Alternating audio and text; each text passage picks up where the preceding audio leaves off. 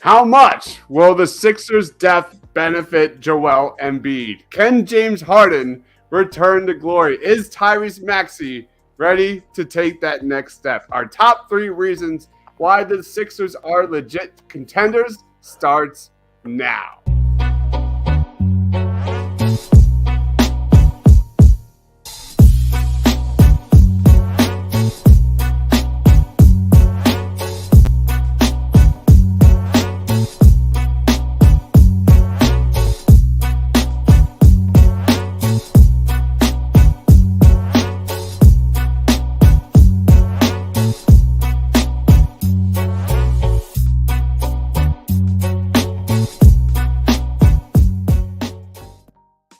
Hey, what's going on, guys? Welcome to the Mound of Talkaround, our Sixers roundtable, where we break down everything Philadelphia 76ers, guys. Today, we are counting down. This is an optimism show. We are talking our top reasons why the Sixers are going to be legit contenders, are the team to beat in 2022-23. Joining us, as always, we're going to start down this way. My man, Mitch Kofsky of Hardcore Sports.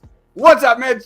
Nothing much. I thought we'd be going down the shore today, but hey, I'm here talking Sixers, so let's just get right into it. Yeah, that's not a bad consolation prize. It's not. It's really not. Sean of Pixel Podcast, Philly Sports. You name it. What's up, Sean? Yeah, I'm excited. I've been surprised, seemingly like the lack of optimism surrounding this team in kind of the Sixers world. So I'm excited to throw some positivity out there. I love it. And then we've got a special guest. He is Dave Early of Liberty Ballers, does an amazing job covering the Sixers. If you aren't following him, you'll thank me later at David Early. What's up, Dave? What's going on, guys? Thanks for having me. Thanks for joining, man. I'm just going to throw this right to you. Let's jump right in here. Dave, what is your number 3 reason why the Sixers are contenders this season? Number 3, I'm going to go Tyrese Maxey and the new depth. So I think, not getting too creative here, when you're going to look at the Sixers' top-end stars, then you got to ask yourself, what else do they have? The emergence of Tyrese Maxey was something I certainly did not expect. I mean, I thought he went from, pleasant surprise in my mind to, oh, my goodness, is he going to make, a handful of all-star teams? I can't believe how good he is. And he has really changed the trajectory, which would have otherwise been a lot gloomier going back to 2020. Remember how sad we were after the bubble, and the outlook of the team changes dramatically with how amazing he's been. So him and the newfound additions, I think that's some pretty. You put them on paper with some of the best teams in the league for sure. I feel like we're going to be talking a lot about that moving forward. I'm going to throw it to you, Sean. What's your number 3?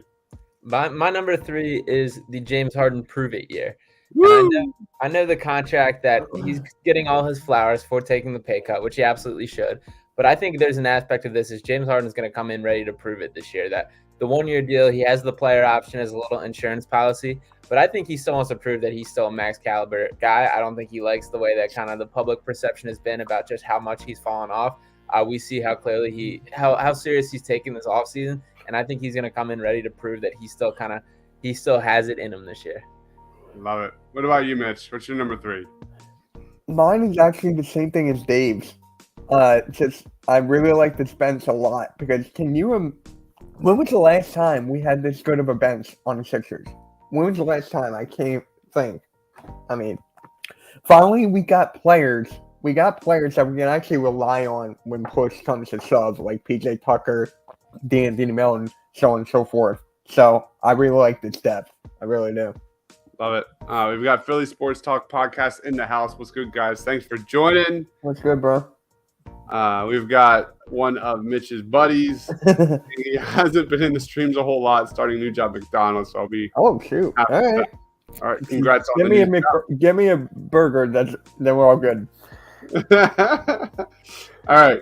I'm going to go with the number 3 here. I'm going to try and pick 3 that I think you guys might not have picked. And it's probably a pick that might be a little bit divisive here. But for me, I'm going a more efficient Tobias Harris. You look at, assuming Tobias is still on this roster moving forward, I think arguably the biggest win for Doc Rivers last year was, convincing Tobias Harris to kind of get that thought process that less is more and putting those touches and giving them into Tyrese Maxey. I thought Tobias looked incredibly more decisive with the basketball and faster with the basketball in that role. You look at his offense with one or less touch from the regular season to the playoffs. There was a nice increase there. I'm hoping the Sixers kind of continue to lean on Tyrese Maxey as a scorer and give him as many touches as possible. With Harden kind of being that table setter and then Tobias kind of focusing on being an elite 3-and-D role player. I think this lesser role for Tobias really unlocked him, especially as a defender in the playoffs, especially in the catch and shoot as well, where he shot 37% in the playoffs. So I'm all for finding a trade partner for Tobias Harris if the situation calls for it. But I think there's definitely light at the end of the tunnel. And if you look on social media, on Twitter, Sixers Twitter, like the book's kind of closed. I don't see it that way. Like I think Tobias Harris is actually a little bit underrated right now. And I know a lot of Sixers fans are pounding their chest for a 3-and-D wing, for Daryl Morey to bring in like this 3-and-D wing, when I think possibly an elite one is literally staring at us right in the freaking face in Tobias Harris if he accepts that role. So for me, I'm going to go Tobias Harris as my number 3 most, reason why they're contenders this year. Love it. All right, Tobias Harris. What about you, Dave? What's your number 2? 2, I'm going to go with, I guess I'm going to steal from Mitch here and say James Harden steal Sean's like bounce back, right? So I think that the idea of him on a prove-it deal correlates to what I would like to say is basically Harden is healthier. And when Harden is healthy, I mean, he's one of the best players in basketball. So father time has happened. He hasn't been fully healthy since March 2021. And so it's been a while. It'd be interesting to see how he would look. But the version that the Nets had before he got any of these hamstring injuries was 3rd in the Kia MVP ladder. So that's pretty ridiculous. People say he's not Houston James, but I would more than happily have settled for Nets James as long as it was pre-hamstring injuries. I would like to see them maybe consider load managing him for the first time in his career. If you look at the stretch of games he played in before he picked up basically any hamstring or hamstring aggravation, dude's logging like 38 minutes. I mean, they brought him back this year from the Nets. They all acknowledged that he spent his entire summer sort of rehabbing that thing. So I think if they gave him this summer off to take it seriously, shout out your boy Simon Rice, who's like literally wrote the book on hamstrings they said he's been working with, and hopefully taking his diet and all that more seriously that we've all talked about. But if he's right, and if they're a little bit conservative and not ramping up his minutes too quickly and just playing him every single game, 38, 40 minutes just because the game's close, I think you could see a throwback year for Harden.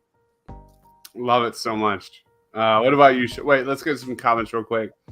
Sheikh Abula says it's Embiid MVP year this year, mixed with Harden prove it year, just like Sean said. Further AM says, yo, what's up, fellas? Thanks for joining. The Sixers are them this year. Tobias, Harden, Embiid, and Maxey. All right, Sean, what's your number 2? My number 2 I'm going with is Daryl Morey. And the reason I say that is because I think this Sixers team is ready to compete, but I'm not 100% sold. But what I do trust is that Daryl Morey will evaluate and be ready to make the necessary little switches come trade deadline, or maybe even before that, if that is the case. And like, for example, the Matisse Thybulle, we continue to hear those rumors swirling. I get his value is going to kind of go down because of the contract situation. But the NBA world has kind of hit a stop since the KD stuff, since the Donovan Mitchell stuff. It feels like that there's like such big moves kind of waiting to happen. I think Morey will be ready to catch the scraps, whether it is a Patrick Beverley, a Bojan Bogdanovic, a Jordan Clarkson, or whoever it is that shakes free. I could see Morey kind of finding the missing piece still. I love it. There's no rush. There's no rush. What about you, Mitch? I got Tyrese Maxey here.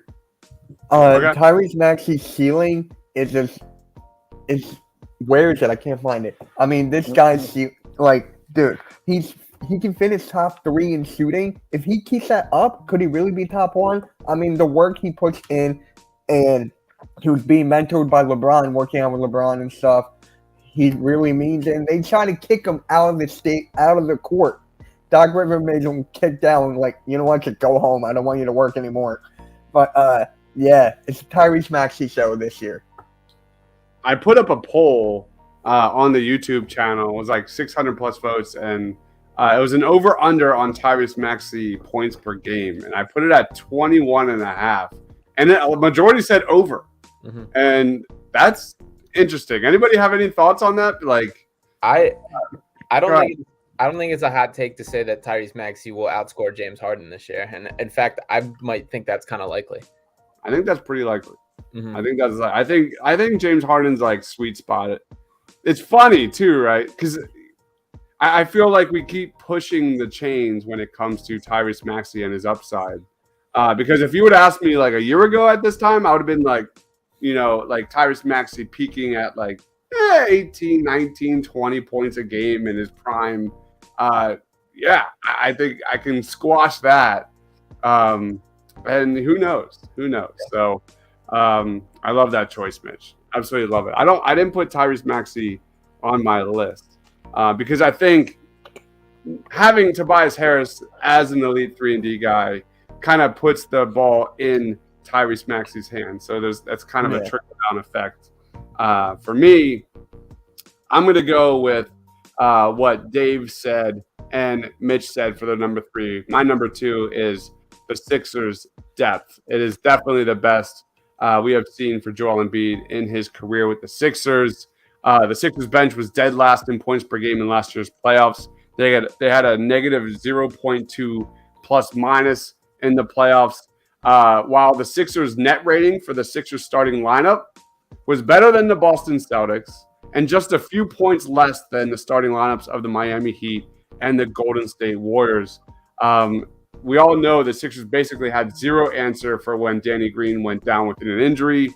And I vividly remember watching other teams in the Eastern Conference with immense depth, immense athleticism, great shooting, just, horses just thrown in again and again and again, where the Sixers don't have an answer for Danny freaking Green. So I think the Sixers, adding pieces to this depth, to this rotation, to this second unit is going to have a huge impact. The Heat were a plus 5.6 with PJ Tucker on the court. Tucker shot 41% on 170 attempts from the corners last year. And then you look at Daniel House. He averaged 5.8 3-pointers per 36 minutes. The Jazz outscored opponents by 8.4 points per 100 possessions when Daniel House was on the court. D'Anthony Melton, 40+% in the catch and shoot, 49+% from the corners. And then you've got Harden's contract, which is official, and the Sixers still have some wiggle room to add. If this is not an A-plus offseason from Daryl Morey and the Sixers, I don't know a goddamn thing. This was a great offseason for the Sixers, and leading off with this depth, with this rotation that I think is going to pay dividends for this team in 2022-23. So my number 2, I think, is Melton off the bench, PJ Tucker playing all over the place, 3, 4, 5. It's going to be a lot of fun. So that is my number 2. So lead us off, Dave. What is your number 1? Number 1 is the top end star power. I mean, the prerequisite for winning a title is often just having an MVP candidate, right? And the Sixers have one. If you ask anyone to rattle off the 5 best players in the NBA, I think these days you'd be hard pressed to find someone who doesn't name Joel. And among that elite tier, when he's healthy, I like him over several of those guys because I'm just pulling up these defensive player of the year odds right now. There's just a few too many guys above Joel's name for my liking. I'm not saying I'm going to bet the farm on this because I don't know how seriously he's going to stay motivated to win an award like that, a regular season award after falling short for MVP twice in a row. Maybe he's just like, look, let me get healthy. But if we get to the playoffs and we're healthy and he doesn't feel the need that he needs to lead the league in scoring, I mean, you've just got such an absolute beast on the defensive end who can anchor everything. And oh, by the way, as Zumhoff would say, he can get you 40. So with the additional pieces, with Joel hopefully, ideally, not feeling like he needs to score 30 a night, I think you might see him unlock a ceiling on both ends of the floor as a two-way player, and that puts them over the top in terms of being a contender. Yeah. Love that. That's great. All right, more two-way Joel Embiid. Yeah. Love it. Not the other kind of two-way player. What about you, Sean? Yeah, I agree with Dave. I have Joel Embiid as my number one as well. And I mean, the bottom line, we can talk about the bench. We can talk about the complementary pieces, the role players, everything. The bottom line is you need superstars to win the NBA. And there's very few that I would consider better than Joel Embiid. And health is obviously the biggest factor that we would love to see him have a fully healthy postseason. I would love for him to take his foot off the gas a little bit in the towards the end of the regular season to make sure this is the case, similar to what we talked about with Harden, and a little bit of a load management thing to make sure these guys are ready to go into the offseason. But I think Embiid at his best, like there's very few guys in the NBA I feel better about going into battle with every night. And I believe in him. I believe in the team around him. And I trust that he's going to add even more layers to his game this offseason. So I'm excited to see what he comes back looking like. Love it. What about you, Mitch? It's a duo between Joel Embiid and James Harden. Because people are ranking them like it's a top 5, top 10 duo, and James Harden is the best player, point guard wise, that ever played with Joel Embiid. So seeing that magic go for just a little bit of time this past season, now we're going to see this whole season and see it develop and see which James Harden we're going to get. So it's a duo for me, not just Joel. I'll put the Joel Embiid and James Harden duo. You were trying to figure out a clever name. I know. I'll figure out something better. I'll figure out something. Process beard or something. I'll work on it. Yeah, yeah. Process beard, I guess, yeah. We have a comment. The Sixers are garbage. He's a Knicks fan. Just let him be. All right, we'll just let it. That isn't that. Jalen Brunson over 100 mil. That's cute. That's cute. BLSG says, "What's good, gentlemen? Thanks for joining." Yeah, there's some Knicks comments going on in the chat. My phone right now is just completely lit with Donovan Mitchell stuff from all my Knicks friends. Really? Yeah, I'm on a circuit with a few friends, and it's just all Donovan all the time. And like, what percent are they? Is there any way that the Lakers would take Julius Randle? You know, stuff like that. I don't think they want Randall back. Yeah, I don't think so. All right. My number one, like, I knew you guys were going to go Joel Embiid. Like, Joel Embiid is sensational. Like, I think that's pretty much a given at this point. So when I think of, like, top reasons, like, for me, my number one is James Harden taking that next step, that next evolution in his career. I think is that definitely something I really want to see. Like James Harden wasn't the all-pro that he was like years ago, but I think the reality is, like, if that's the James Harden you were expecting, like in Philadelphia, I think you weren't watching basketball. I think you weren't paying attention. Like, I'm just tired of hearing all this noise about how he had a bad year. That I get that he needs to shoot better in the playoffs and he needs to perform in the playoffs, but he was the only player in the league that averaged 20 and 10 last year. If you can't see that James Harden makes others better, everyone better around him, then just stop watching basketball. Harden, Maxey, Embiid, and Tobias were a +8 in 21 games with James Harden last year. They had a 15.9 net when Harden was with Embiid on the court. Harden and Maxey were a 12.2 net rating together. And I think for me, unlocking James Harden in 2022-23 comes down to Doc Rivers and unleashing him into pick and roll and his ability to create possibilities for others. I don't think it takes a brain surgeon to see that James Harden positively impacts plays for others. Like, people were screaming for James Harden to be more impactful scoring the basketball in the playoffs. Like, you look at the Sixers, they were dead last in pick and roll frequency in the playoffs.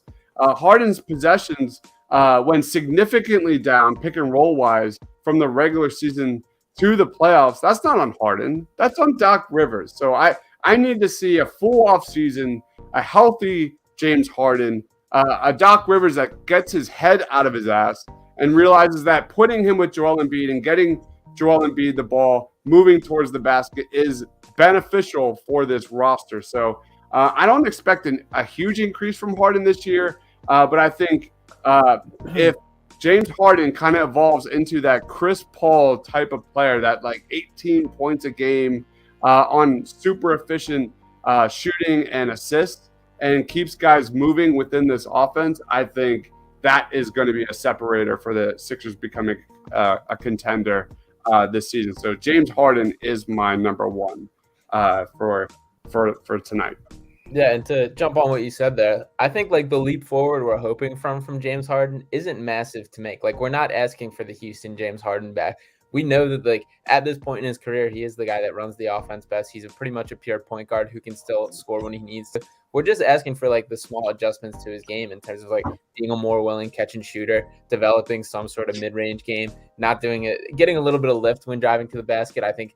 And we can all kind of circle that back to the hamstring if we look at it. Now, granted, who knows if that is the full case, and it could be age as well, as some of it is us looking at this through an optimistic lens for sure. But like the steps that we're hoping to see are a very attainable ask for James Harden, and like for me, that's enough reason to be optimistic. I agree. Michael Thomas says the Sixers aren't contenders until they get a starting caliber small forward.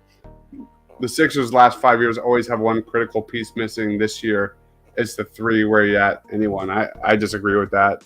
I agree that they need pieces still, but like I think we'll see different lineup combinations with PJ Tucker and Tobias Harris thrown in there. Any thoughts on that? Yeah, I have some thoughts that people are probably overlooking. I mean, you touched on it a little bit with, playing some of those guys who we'd slate in as a natural four at the three just occasionally. But I think people are overlooking DeAnthony Melton's ability to slide in and play some of the three like Danny Green was doing. I mean, Danny Green was probably just a shooting guard in his prime, but he learned the nuances of the game and he had the defensive acumen to stick with bigger players. Melton doesn't have that size. He's like 6'3", although his wingspan is huge, and he's very light, so he could get bullied. But, when you have someone like Daryl Morey, you might say, well, we don't really mind if he gets bullied. Are they going to go out of their offense to post up DeAnthony Melton? That's a win for us. We also have the help behind him, so we're not terribly worried about whatever you want to do. Like, he's not someone to target and exploit. And he has the athleticism to make up for a lot of what Danny Green didn't have. So I think that we might be surprised. I also think that people occasionally sleep on Matisse Thybulle. Doc Rivers loves him. He's going to give him chances to earn that role. If they could use him a little bit more like PJ Tucker was used in Miami, where he only shoots from the corners. Like, if you look up Thybulle's threes, most of those are 60% from above the break. And I think that drags down his numbers. If I were with the team, I'd say, look, when Matisse plays, he's got to spot up, cut baseline like Danny used to, and only shoot the open corner threes. Maybe he could shoot, 34% like he was last doing without taking the other types of shots and get comfier with that. So I think maybe they could cobble it together for now. I do see the concern, though. It would be nice if they had one more guy. Yeah. Anyone else have any thoughts? We got so many wings. Like I said on my live stream earlier, I just named like 5 wings that we had. And I'm just like, we need more of a backup center, in my opinion. Like, do we go out and get like a Whiteside, Cousins, or do we just go with Paul Reed, something like that? The backup center is the most important position for me right now. Mitch, it's Paul Reed. Yeah, I know, but it's just like, Doc, we're okay. Yeah, we lead the Paul Reed victory tour here. Yeah, the Paul Reed victory tour. I'm pounding the table. It's coming. Paul Reed. I'll make a video on it. I agree. If anything, it's Paul Reed getting a majority of those minutes right now, at least. Mm-hmm. I'm not bringing in another big But I agree. Like if they're gonna bring anybody, it should be a 3 or a 4. But for me, it's got to be Paul Reed. Getting those minutes, backup minutes from Joel Embiid. Like he looked sensational during the summer league, especially defensively. His ability to just contest shots on the perimeter in the post and just cause havoc is just so legit. So legit. I also just don't want Doc Rivers to have the option to like have a quick pull with Paul Reed. Yes. Let him play through it. Let him play through. Let him figure out. It's gonna take him. All his issues are so fixable, which is the frustrating part to me. It's like let him play through his mistakes a little bit, and I think he could turn into the exact guy we're looking for because he's not that far off. That's 100% Daryl Morey's mindset because like if he signs another Dwight or Drummond, like Paul Reed's never going to see the court. He'll never see the court because Doc loves those guys. Mm-hmm. So all right. Anybody else have any other final thoughts before we wrap it up? I think this is good. Yeah, I think we're good. Get rid of Doc Rivers. Other than that, I'm good. That's a different show. Are you sure? Let's just pencil in another 36 seconds for that. That's an entire 30-hour show. Don't get me started, Dave. All right, let's wrap this show up. Dave, tell everybody where we can find you, man. What do you got going on over there at Liberty Ballers? You can find me on Twitter at David Early, just spelled like early morning. I actually have a vacation coming up. I'm going up to the sticks, so I'm going to try to deplug, although if there's any like slop that comes out, I'm going to be checking my phone, wondering, can we consolidate? Is there any way to get one of these guys on Utah or Eric Gordon? So I'll still be plugged in, but nothing else on the pipeline, really. Maybe a post on what I talked about saying to start load managing Harden so we don't re-pull those hammies. That is David Early. Be sure to check him out on Twitter at David Early. Does amazing work for Liberty Ballers. If you love the Sixers, make sure you go follow that dude. Amazing stuff. Go ahead, Sean. What do you got going on, man? Yeah, you guys can follow me on Twitter at Sean_Bernard1. You can check out my written work on Clutch Points and Philly Sports Network. I got a cool article dropping about how James Harden and Tyrese Maxey are the two X factors for. Nice. So excited for that to come out. And then, check out Pick Swap Podcast for my podcast as well, and Pick Swap Media for a couple other cool podcasts coming out there. So exciting stuff. Check that out. And we're streaming there as well. So, share the love wherever you're watching this show. Twitter, Facebook, YouTube. Go check out Pick Swap Media. Go ahead, Mitch. You can follow me on Twitter at Mitch Coxey. You can find me on YouTube at Mitch Coxey and Hardcore Sports Network. We got big things coming over there. So that's basically it. Love it. I am Dives, Mr. Crockpot on Twitter.